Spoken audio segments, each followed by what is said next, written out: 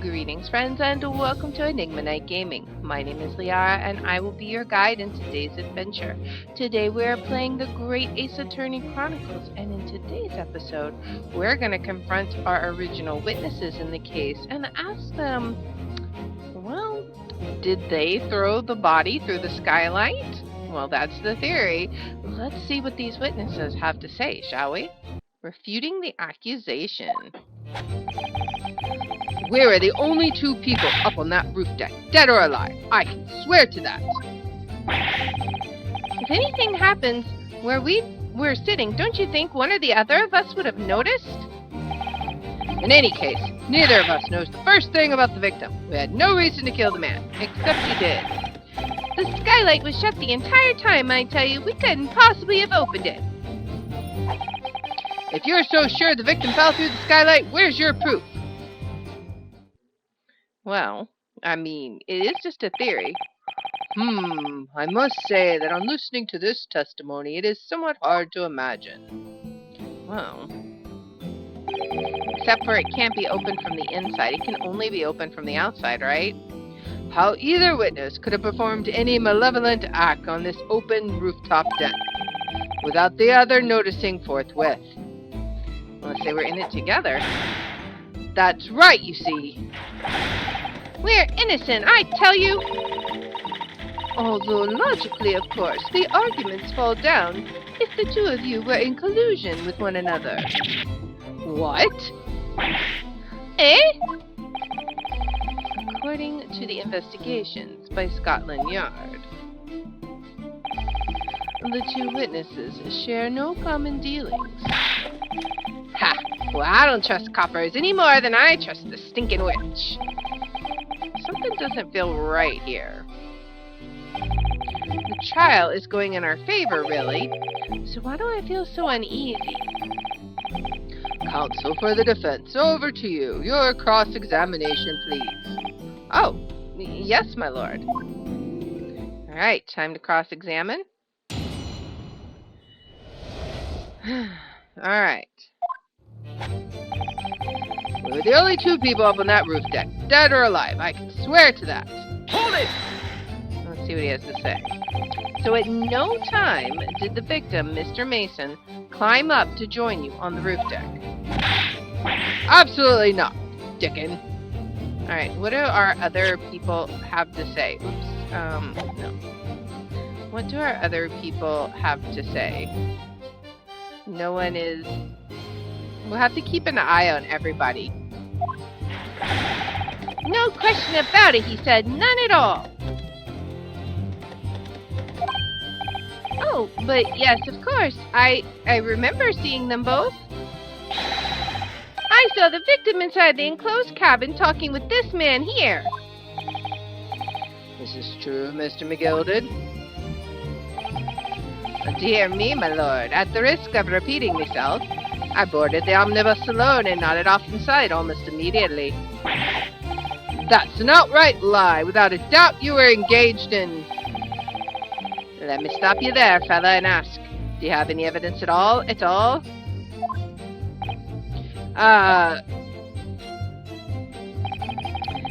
about evidence in the courts these days, so it is. You do well to remember that. He's like, I saw you with my own eyes. They are so mad. This is going so well. He's literally hopping mad. If anything had happened where we were sitting, don't you think one or the other of us would have noticed? Hold it! Unless you're working together. Well, it was on the final run of the omnibus at past 10 o'clock in the evening. It would certainly have been quite dark, perhaps too dark to see clearly. Is this some kind of a lark?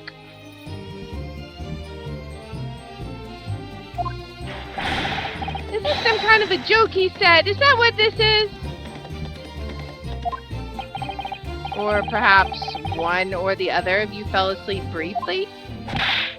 Are you fair dinkum, sir? What does that even mean? Are you serious, sir? That's what he said. It's impossible, I tell you. Why is it impossible? I'd give you the keys to the vault if you could fall asleep in that bitter cold. I mean, I guess it was very cold. And if you did manage it, your eyelids would freeze shut and you'd never open them again. That's extreme. It was extreme, I tell you, and we had to put up with it because this man had locked the door. But did he? Any true gent would have unlocked it and let me in when I knocked. I'm dreadfully sorry about that, young fella. But you see, I was away with the fairies and I didn't hear you at all. Why didn't she hear the door knocking? Something's weird with that. That's a lie. I saw you through the glass. You were talking to someone. Now, 'twas a cold night, so it was. People do be seeing things that aren't real in the cold. 'Tis hardly surprising. Seeing things!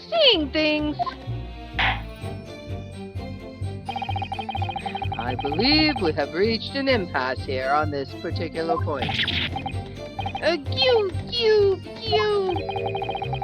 Don't take it personally now, lad. If I'm a suspect in this case, then 'tis only fair that you and the other fiend are too. Open and free competition is what the capitalist society's all about.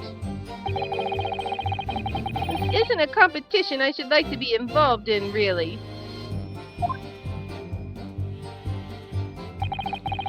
In any case, neither of us know the first thing about the victim. We had no reason to kill the man, but you knew something about him. That's not even true.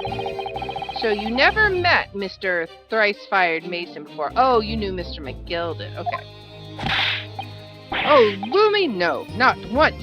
Never. Is anyone else going to react to that? He never met the man before, he said. Never. This is just crazy. And you, Mr. First, had no prior dealings with the victim either? That's right, sir. Hatters don't have much to do with brickmakers, to be perfectly honest, sir. Everyone seems on board. No, I imagine not. You see? How many different ways can I put this? Neither of us had the remotest connection to the gentlemen who were inside the cabin. Oh, but he has something to say. Excuse me! Mr. McGilded? Yes, counsel. What can I be doing for you? Did the witness's last statement give you pause for thought somehow? Not the remotest connection? Is that right now, I wonder? What are you insinuating now? Ah, Mr. Fairplay, 'twas been too long, so it has. Eh? If I'm not very much mistaken, I believe 'tis fast approaching, is it not? Your repayment date. I beg your pardon? He borrowed 20 guineas from me, sir. At an unconscionable rate of interest. You tricked me. It's extortion. Well now, is that a touch of begrudgery, is it? The sort of begrudgery that might motivate a fellow to pass his crimes off on another? I mean, it is raising doubts here. And young Mr. First. Me, sir? What do you want with me, sir? You do be making hats for a living, do you not? That there top hat sliding about on your head. Is that one of your own creations, is it? Oh, well, I'm still just an apprentice, you understand. I'm learning to find the perfect fit for whatever fine gent walks through the door. The perfect fit, is it? Well, it is a very distinctive design, so it is. Many customers like it, I tell you. They like a distinctive touch. Customers, such as Thrice-Fired Mason. There was a photographic print of the victim submitted as evidence before my lord. Oh, this you mean? Oh, his hat.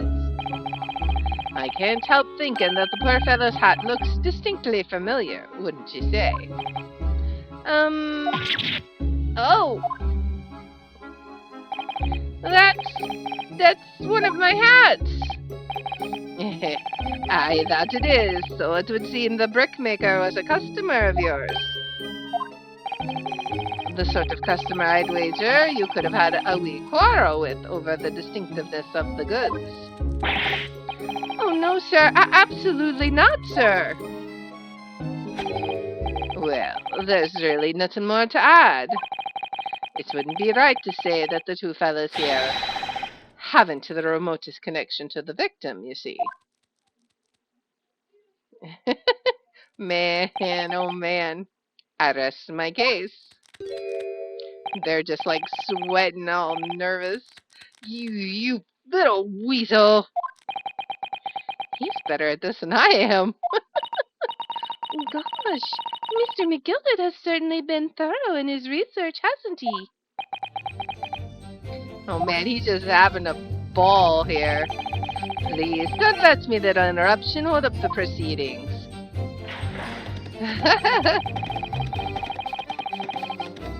Let's see, the skylight was shut the entire time, I tell you. We couldn't possibly have opened it. Are you quite certain about that? That the skylight was shut the entire time? I'm going to lose my block with you in a minute. Everyone's fine with this. He's going to lose his rag with you in a minute, that's what he said. Take a look for yourself. Go on. You see? It's shut fast now, just like it was on the night. So it is, of course. A fellow the size of Mr. Mason could likely break through it still and all. What? I'm just looking at the size of the thing, you understand. Now you hold on there a minute, sir. The size of the ting means nothing. Not on its own. Let's consider the bigger picture here, shall we? Let's stop biting our cane, shall we? Amen to that. Please, my guy. I was riding the omnibus on another occasion when, well, I broke wind loudly. Oh my gosh.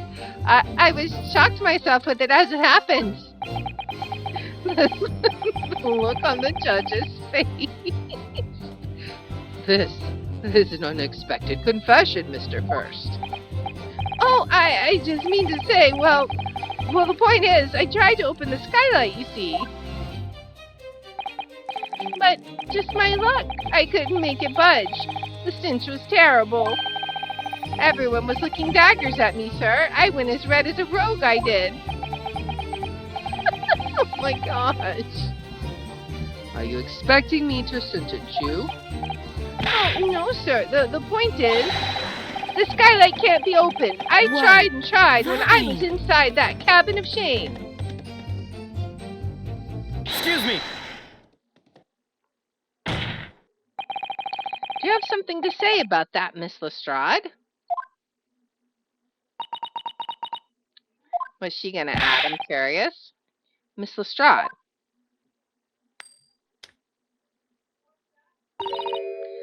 It opens. The skylight. That's what we're talking about, right? Was she gonna shoot again? All of them skylights open dead easy. More easily than you can load that weapon? That's a lie, I tell you. Otherwise, when I broke wind, You can't do it from the inside, you mug. Oh! Look, a few weeks ago I was up on the roof of one of them drags. And I had a great awe. I had verses coming out me ears. Miss Lestrade, this is not the forum to be eulogizing on the subject of your criminal activities. Well, anyway, I had a bit of a scare. When I lifted the last cloaks first, he got wise to me. All four of them surrounded me, so I couldn't hop off the bus and leg it. So what I did was, I used the skylight, opened the catch and jumped right through. What? Yeah, the catch for them skylights on the top side. That's why you can't open them from the cabin. The skylight opens from the roof deck, which just furthers our theory here. Bailiff, climb up on the roof of the omnibus at once and verify the witness's claims. It should work. Let's see. Yep, it opens just fine. On my hat! She's like, I told you. See? Oh, man. Order! Order! Order! So, it appears the street girl's statement is quite true. I don't believe it. The skylight opens, and from the roof deck. Mr. Naruto! This could be the clue we've been looking for. Well, counsel for the defense, please continue with your cross-examination. Yes, my lord. So, the skylight opens. Perhaps I should investigate for myself. Okay. Well, let's go do that then. If you're sure the victim fell through the skylight, where's your proof? Alright, well, let's go look at the, let's look over here, and examine it, right? Can we go look in? Let's see. Well, let's open the door and go inside, shall we? The scene of the murder is horrible. Alright, so in we go.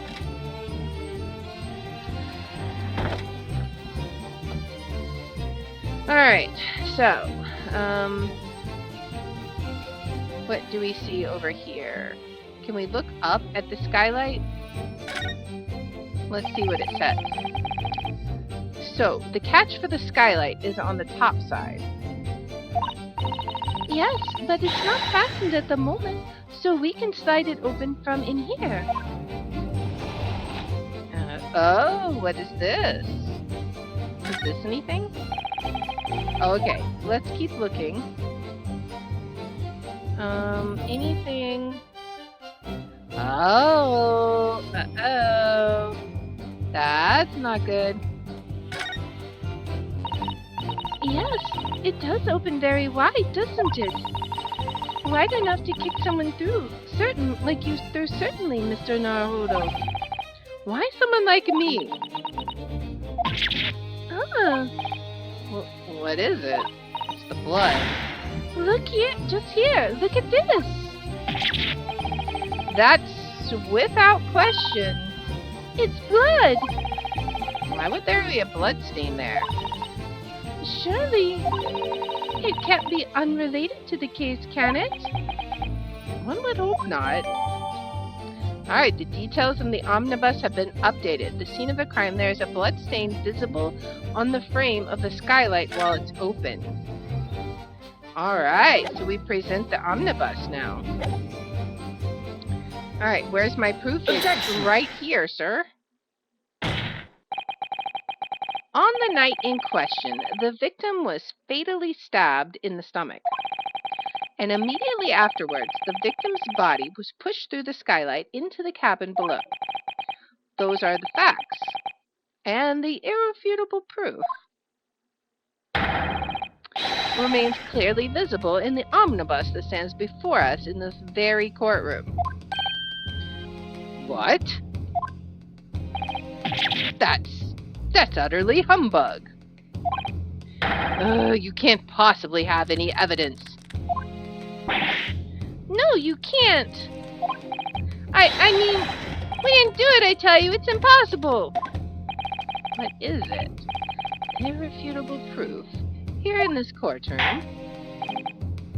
Counsel. My lord. I believe everyone would appreciate a little clarification here. Alright, so where exactly within the omnibus is this evidence to which you allude? Alright.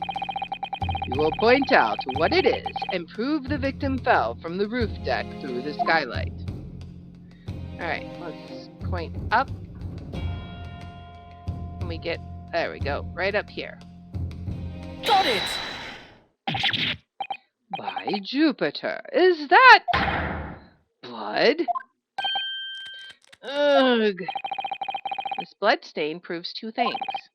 Firstly, when the incident occurred, the skylight of the omnibus was open. What? And secondly, the victim was already bleeding when he fell through the opening. Oh my! And so it follows that Mr. McGilded, who was inside the enclosed cabin himself at the time, cannot possibly be guilty of this crime. No! My. How the tables have turned. Order! Hold it! But but the blood could have sprayed up there when the fellow was stabbed inside the cabin. And only found its way to that one particular spot on the skylight. Surely that would be very convenient. And let's keep in mind that the skylight catch can only be unfastened from the roof deck. I myself wouldn't have been able to open it, now would I? But, there's no way to know for certain, is there? If the ginger really fell through the skylight, I mean. Why don't you have a good look at the floor of the cabin between the two seats, Mr. First? Which is exactly what I thought as well. It was like, why is there a blood stain right in the middle of the floor? That was what said to me he fell through the skylight. It's all too plain, if you see. That's the aftermath that shows the poor fellow dropped from a far height right there, so it is. What? No! But it can't be. It's all... Lie! Hold it!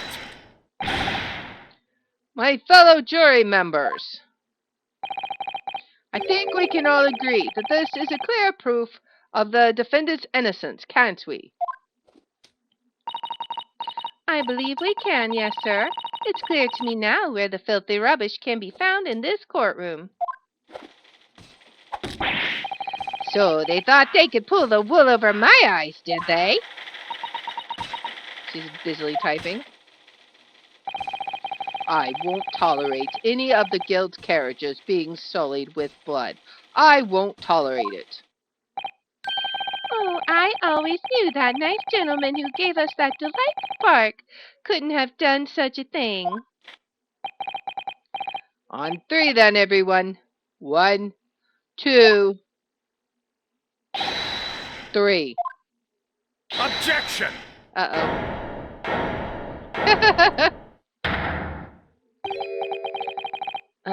A chilling performance, Mr. McGilded. Oh, and what would you be referring to there now, Lord Van Zeeks? A bloodstain on the frame of the skylight? Such evidence is null and void. What? Why? For one extremely simple reason. That smear of blood never existed. Objection! What are you talking about? It's there for all to see, and it's clearly blood. Objection! I personally attended Scotland Yard's investigation of the omnibus.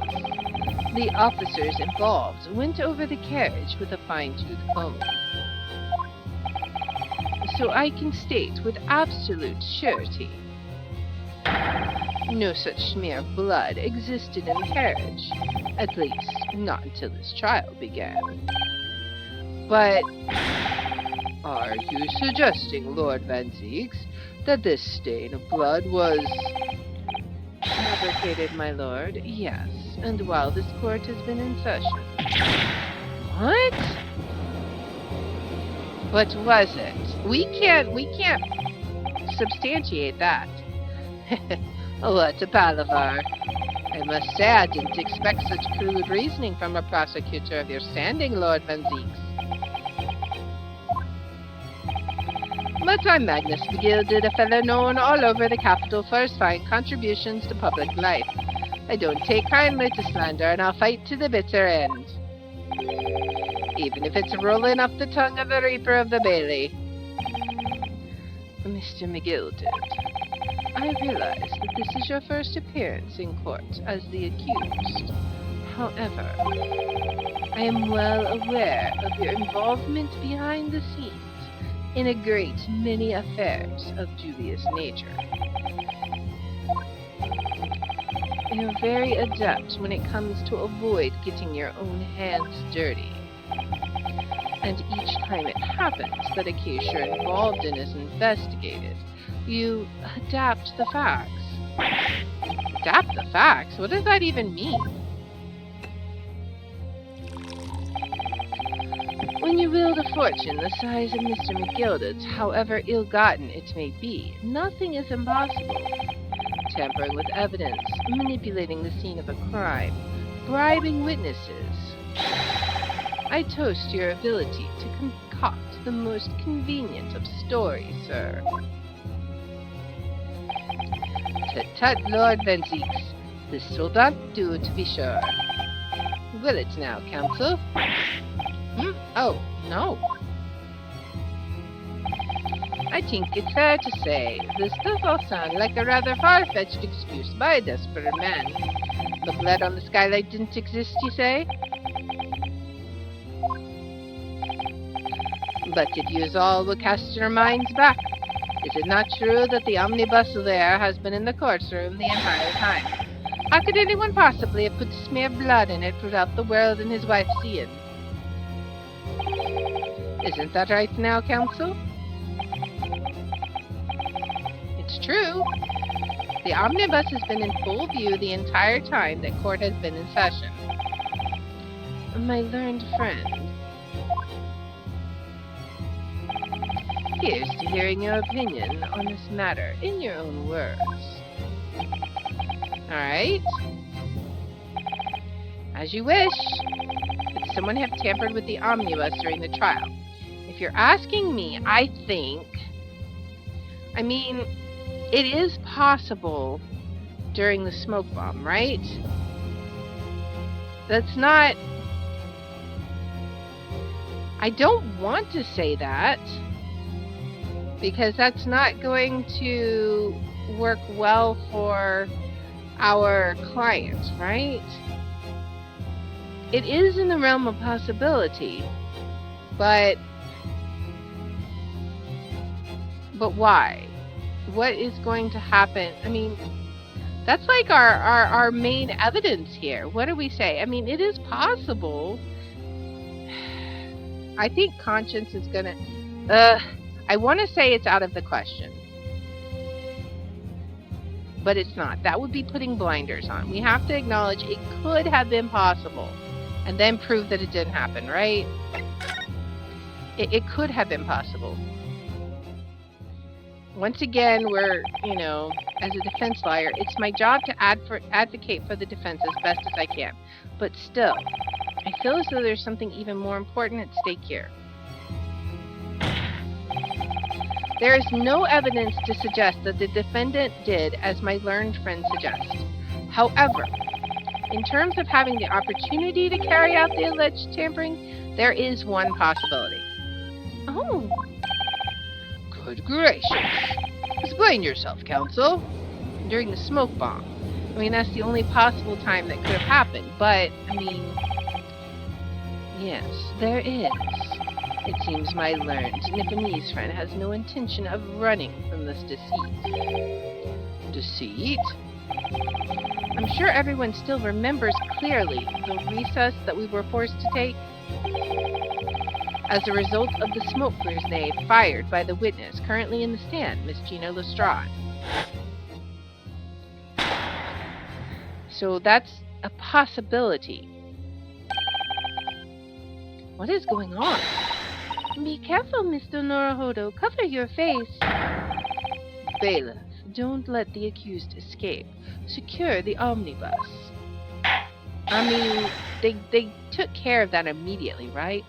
I hereby call an emergency recess. Bailiff, ensure the defendant is in custody and clear the courtroom. The courtroom was filled with smoke, and everyone was thrown into confusion. All of us were made to leave this chamber. In that brief interval, under the veil of smoke and in all the chaos, it could have been possible to steal inside the omnibus. I mean, it is possible. We can't hide that fact.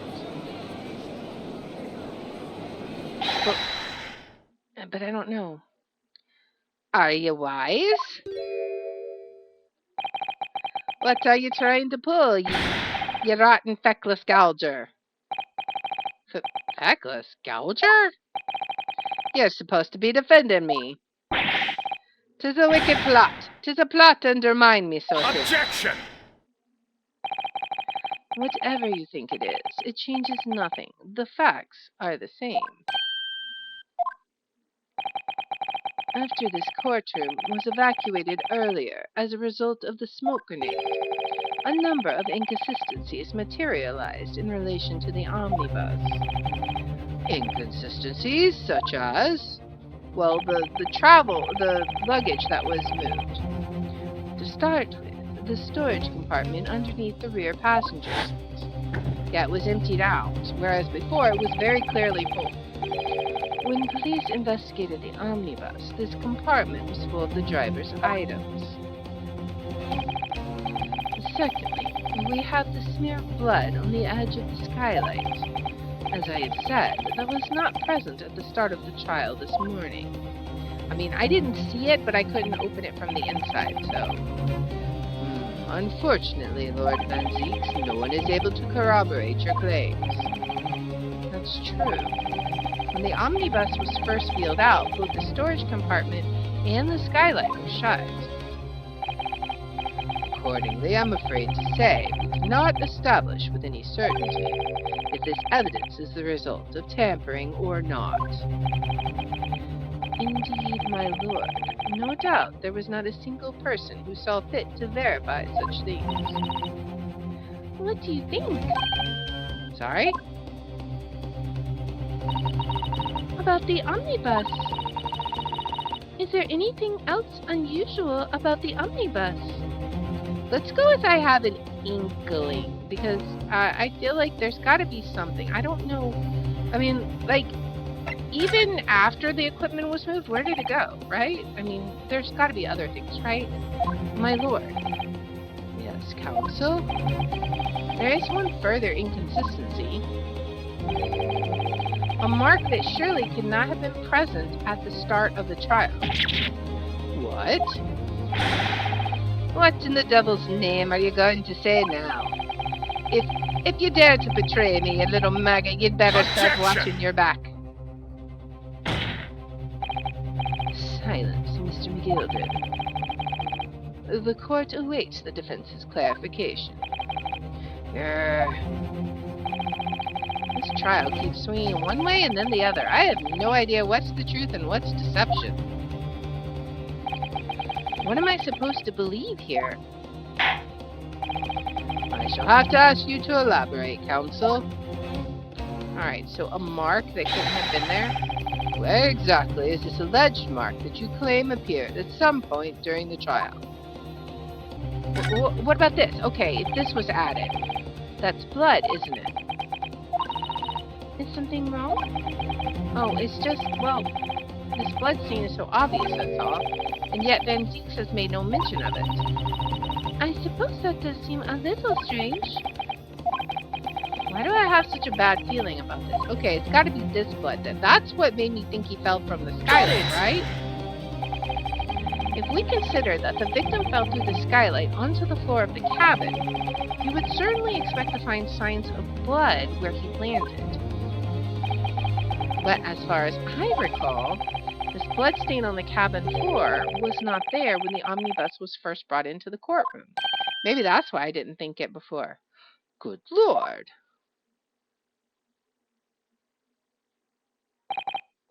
Yes, I do believe you're correct, counsel. Well said. Although, as advocate for the defense, one might say that was a very careless slip of the tongue. But we have to be honest. I believe that bloodstain on the floor is a decisive piece of evidence. But if the question is whether that evidence is genuine or whether it was unlawfully fabricated by someone, I feel compelled to admit there's at least a possibility that the evidence is fake. I mean, we have to be honest. We are not a dishonest lawyer here. Everyone's just like, what? I see. This trial is over. Mr. McGilded? I've done everything I possibly can to cooperate with the courts, but 'tis all over now. But you're the defendant. 'Tis over, I tell you.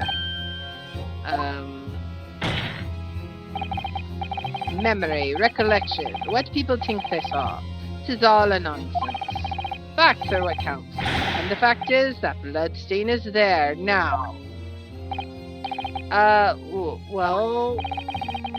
And over the course of this desperate trial, long and extremely drawn out as it has been, that good-for-nothing Reaper of the Bailey has failed to present any decisive evidence at all.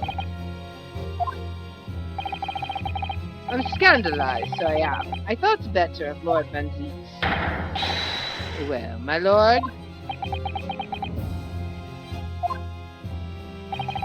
I must concur with the defendant. The unaffirmed recollections of an individual cannot stand as evidence. At this moment in time, the particular blood stain in question is very much in existence, and in the absence of any credible method by which to prove its alleged previous non-existence,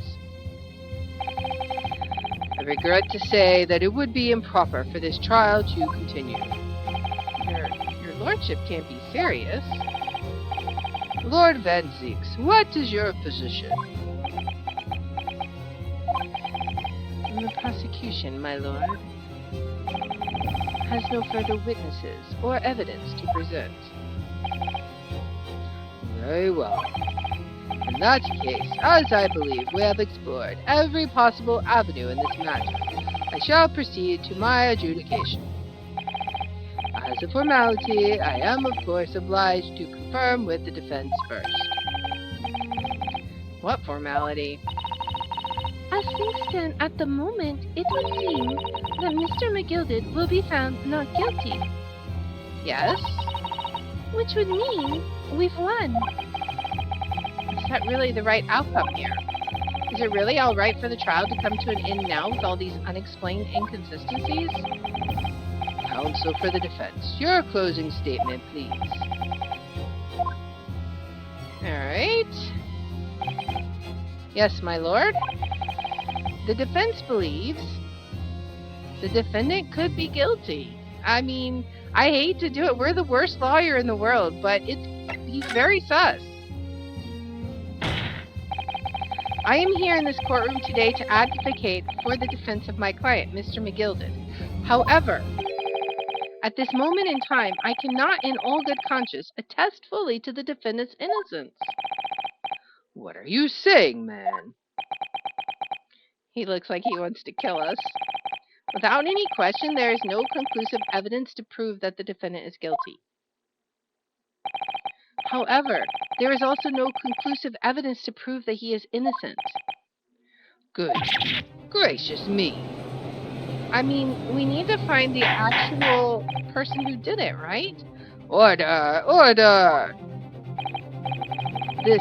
This is unprecedented behavior, counsel. A defense lawyer calling the accused innocence into question? Are you of sound mind?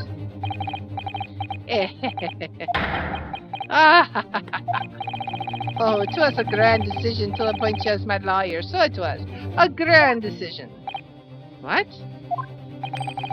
I must say I didn't expect quite such an exciting spectacle at the end there, but still. Here, have this for your troubles. Your job here is done, fella. And some fine work you've done, so you have. What do you mean? To just at the right honourable gentleman so succinctly put it afore, the trial can't go on anymore. And your closing statement there was, how did he put it now? Nothing more than a formality.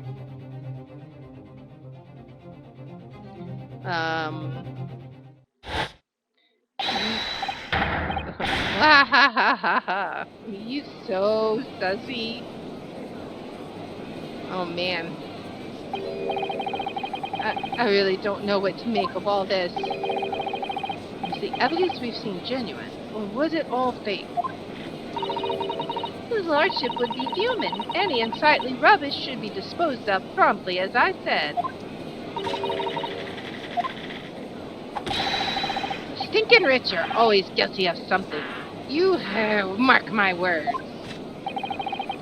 I feel terribly ashamed that I ever doubted that lovely man who gave us the lovely fart.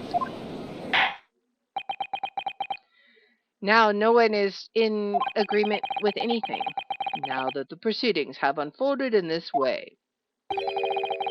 I am compelled to declare a premature end to this trial. Furthermore, the court must accept the defendant's plea. Oh? I thank you kindly, my lord. What is going on here? I hereby pronounce the verdict of this court. Objection! But we still haven't determined if the bloodstain in the omnibus is genuine or not. We don't know if these witnesses are telling the truth or a pack of lies. We have no idea about the truth. Lord Van Zieks. My lord. The case made by the prosecution was flawed, plain and simple. If indeed the omnibus presented as evidence was tampered with, the prosecution is at fault for allowing such a disgraceful perversion of justice to take place. My sincerest apologies, my lord. Objection! But wait! When we were evacuated from the courtroom, Lord Van Zieks ordered the evidence to be secured. I'm afraid the prosecution cannot shun responsibility in this matter. That's so unfair. The culpability of the defendant has not at the present time been established by this court. Consequently, the jury will not be required to proffer judgment. What?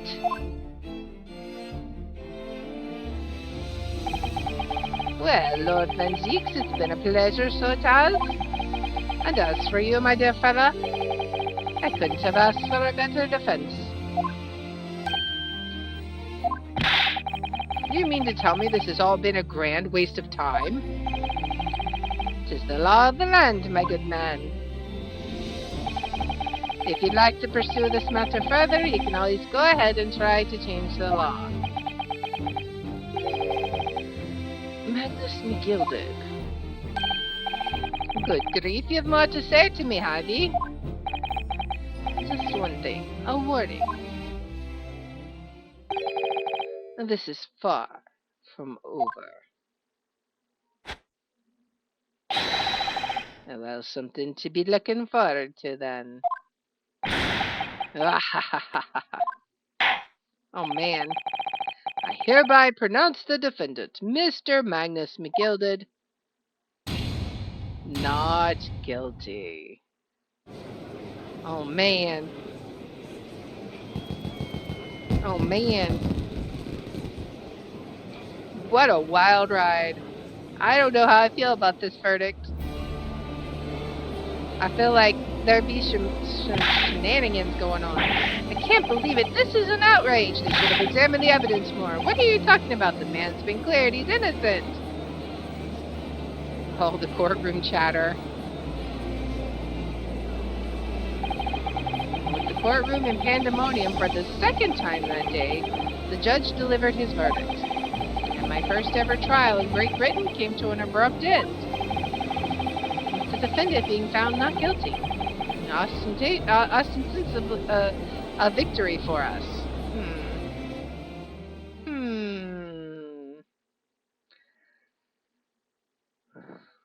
A victory, but deserved? I don't know. 18th February, 5:14 p.m. The Old Bailey Defendant's Antechamber.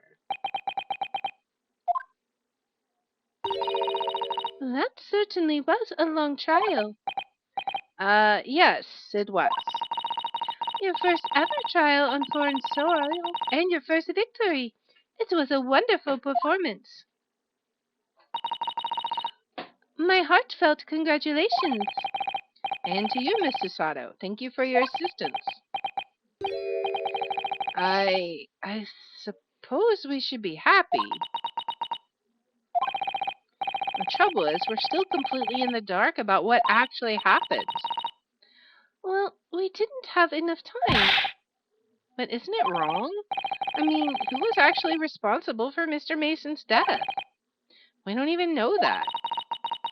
The sole aim of the defense is to obtain a verdict that exonerates the defendant. You carried out your duty to perfection.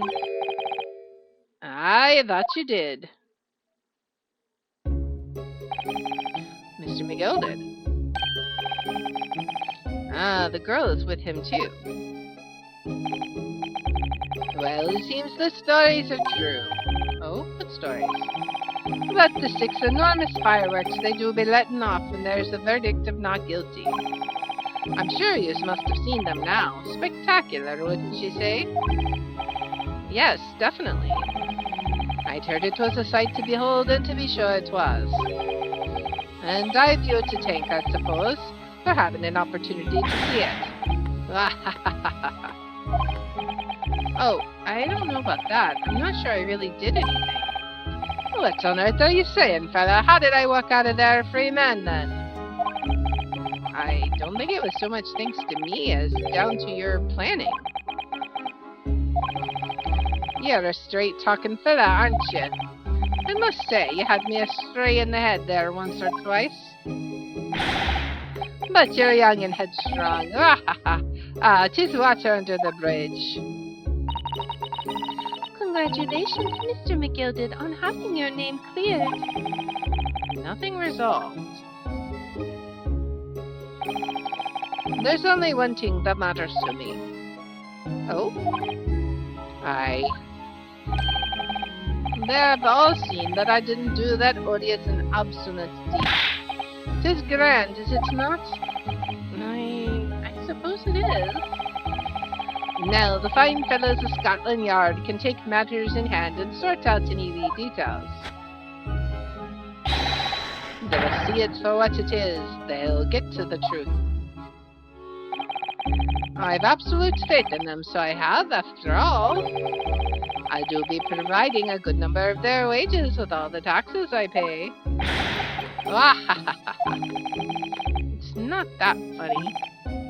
So then, as we agreed aforehand, 1,000 guineas for your troubles, fella. Oh, no, I couldn't possibly accept that much. Be west, you're humble people, are you from the east? Well, if you insist. But have this still and all, you deserve a reward. Mr. Magnus McGilded. Everything is ready, sir. If you would like to follow me into the courtroom. Into the courtroom? What's this, officer? 'Tis sooner than I was led to believe. I hope it's not inconvenient, sir. There were some changes to the schedule. Well, I must be making tracks now. 'Tis time for the inspection. Sorry, what inspection? They're going to examine the omnibus again, so I'm told. I asked if I could be present for it myself. We're going to examine it again? Now? Naturally, I'm under no obligation to take part in any more of this matter now. But as an upstanding member of London society, I do be doing my best to help wherever I can. 'Tis a gentleman's duty, so it is. So then, fare thee well. It was an absolute pleasure meeting you. I hope you have a well of a time while you're studying here in Great Britain. Oh boy.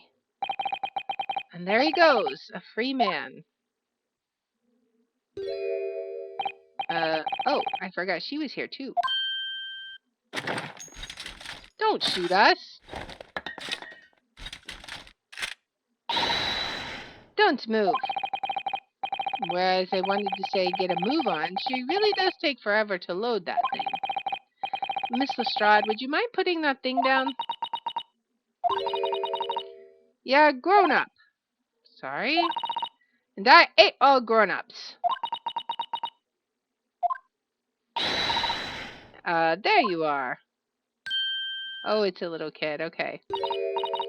Naughty, naughty, running off like that. Is this some kind of picnic? Who's this little girl now? And taking that with you as well. I was looking forward to the trial of my experimental smoke grenade launcher. Ha! Oh, do you want to play? You won't beat me. Grr. Excuse me, but who are you? Oh, good day to you. I'm, well, the inventor, I suppose, of that machine. The inventor? Well, normal smoke grenades are so dull, don't you agree? White, white, and more white. If you have to be shrouded in smoke, it could at least be a pretty color, I thought to myself. Do we have to be shrouded in smoke, though, at all? I just took my eyes off it for a moment whilst I was changing onto a different omnibus and she pinched it. Luckily, I fitted it with a telegraphic beacon. A what? I have no idea what this girl is talking about. Anyway, you're coming with me now, back to my laboratory. What? What for? To apologize, of course, silly, to my technician. What? You mean, say sorry? You must say sorry when you've done something wrong. Surely an adult has told you that before. An adult? Huh. I don't listen to no adults. Come along then, follow me. Fine, have it your way. Oh, good. You see, I knew you'd want to do the right thing in the end. I'm fairly sure that she wants to not get shot by that massive gun of yours. What a strange character. We'll be leaving now then. Bye-bye. I am so sorry for all the fuss. Okay, she was a lively one. All right. Well, do you think perhaps we ought to be on our way now too? Yes, you're right, but where to? Oh. We haven't had time to find a place to stay. No sooner had we arrived in London than we had to rush here. All our traveling cases are still with the bailiff. I was originally planning to spend today in search of lodgings. But at this late hour in the day, I'm afraid we may be out of luck. Don't worry, though. I have a plan. If the worst comes to worst, I've heard of a lovely park where we could spend the night. Please tell me you're not thinking of McGilded Park. I know it may be a little chilly at this time of year, but our youthfulness will see us through. I'm not so sure about that. I think a midwinter London night will freeze a young person solid just as easily as an elderly one. Oh dear, that doesn't sound agreeable. Now I'm starting to regret turning Mr. McGilded down. That 1,000 guineas would have paid for a lovely warm room or mansion.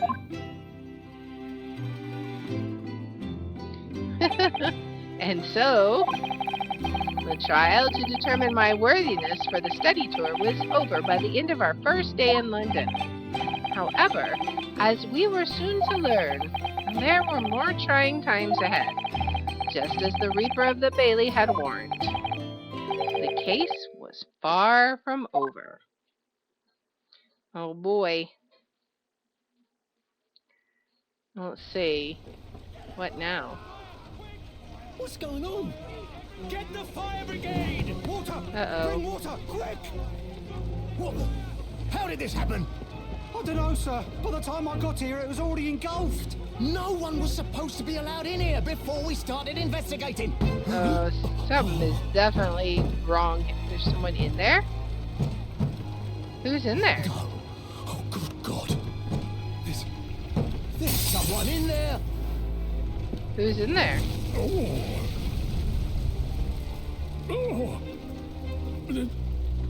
This can't be. I wonder what he has to say. Who was in there? Was it McGilded? Oh my goodness. We're gonna have to investigate another murder next, aren't we? What in the world? Oh man. Well. Whew. Well, that was an intense case and definitely left more questions unanswered than answered. Do we think McGilded did it or didn't do it? I don't know. If the evidence was fabricated, then I have no idea. There's motives on both sides. Oh man, this is just a weird case. Like I just don't even know what to think now. I'm very curious to see what the next case will bring though. So if you liked this episode and you like this kind of content, please make sure to like, subscribe, follow, share, all that good stuff. If you want to watch live, we're on Twitch at twitch.tv/LeR27. I may schedule posted in the about and in the description. And if you want to see which games I'll be playing each day, I post them on twitter.com/LeR27. And I hope you'll join me in the next one. Until then, guys, bye.